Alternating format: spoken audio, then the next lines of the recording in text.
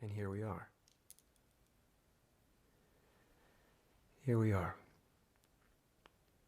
So our whole intention here to start with is meeting the moment in a fresh way. And as I just said, one of the requirements of that, it's relatively straightforward, is just letting go of what's actually not occurring in the moment. It's a great way to get yourself more resourced into the moment, is just to notice if your mind is occupied with something that's not actually happening right now. Probably with something that you can't even do anything about right now.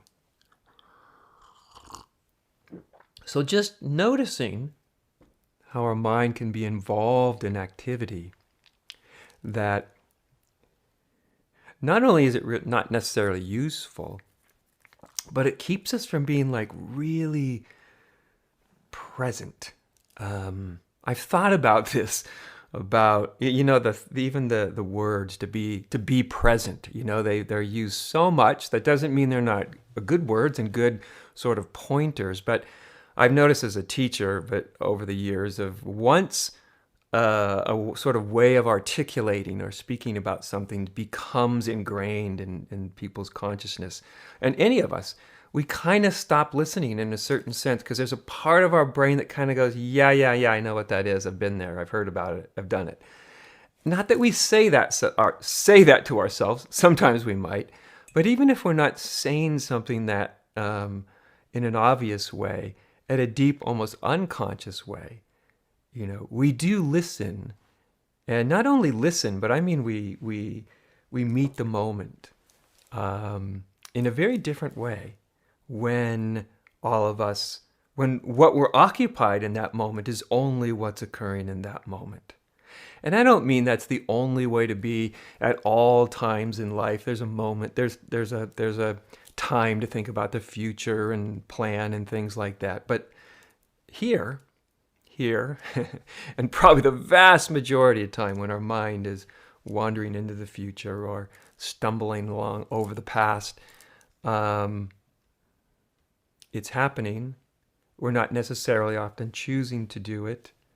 It's not particularly productive for us, but it's just it's often two things. There's one that's a kind of ingrained habit of going over things that are long since gone, or ruminating about things that might yet happen. So that can be a kind of habit that we can get into, or we can think that that's going to it's a kind of a grasp for a kind of control, which that often doesn't work as well as we imagine it does either, right? So being in the moment is, we do have this kind of cliche notion of what that might be in our minds. And I include myself in this right along with you, because I'm a teacher. I use words all the time. I listen to words, I hear words, I read words, I write words. And so I have to be careful. I have to be careful that when I'm either taking in words, listening, or when I'm speaking words, that in both of those situations, I try to kind of consciously come at that moment as in a fresh way as I can. So if I'm taking something in, I can actually learn something new instead of filtering it through, well, in my case, 60 years of life experience. That life experience is great to draw upon, but I don't want to be filtering every moment of my life through the 60 years of filter creating. I don't think any of us want to do that. So sometimes we do have to bring a little intention to things, even something as simple, just so simple as like, hey, let's start by trying to be in the moment. Let's be in the moment. And we all assume that we know what that is, and so we don't really listen at all. But I found that one of the things, it's a little trick that I'll use inside myself, is sometimes to sort of prompt my mind if I'm going to be listening or reading something. I'll prompt my mind and almost try to tell my mind almost like, okay, we're going to pretend that you don't have this other reservoir of knowledge that you've gained. So so that when you're listening to this or reading this, that you can actually be encountering it in such a way that it's brand new for you, right? Because of course it is new. If I'm listening to somebody speak or I'm reading something, it's probably going to be brand new, but that doesn't mean our mind interacts with it as if it's new, right? Because like I said, we have all the words we're using, or we've long since learned them, and we use them, and they're familiar with us, and we hear them using, especially if they're used in familiar ways, we kind of start going a little bit to sleep.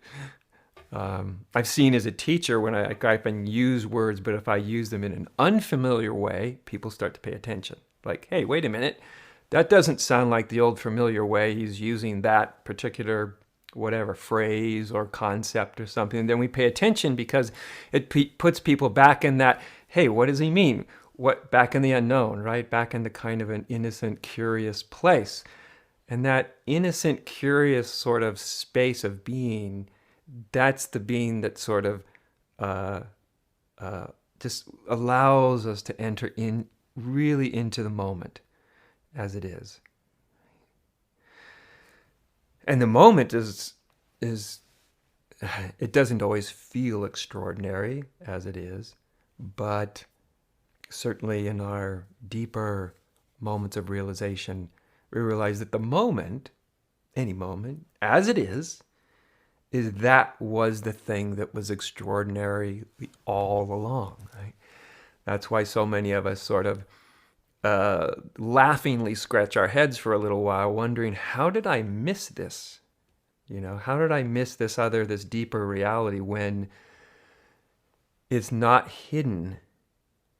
How do you miss something that's right in plain view? And the answer is pretty darn easily. It's pretty easy to miss the deeper aspects of any moment, of yourself even, or of somebody else. Right? As soon as we enter into a moment, consciously or unconsciously, assuming that we pretty much know most of everything there is to know about that moment, we're not really there in a full way.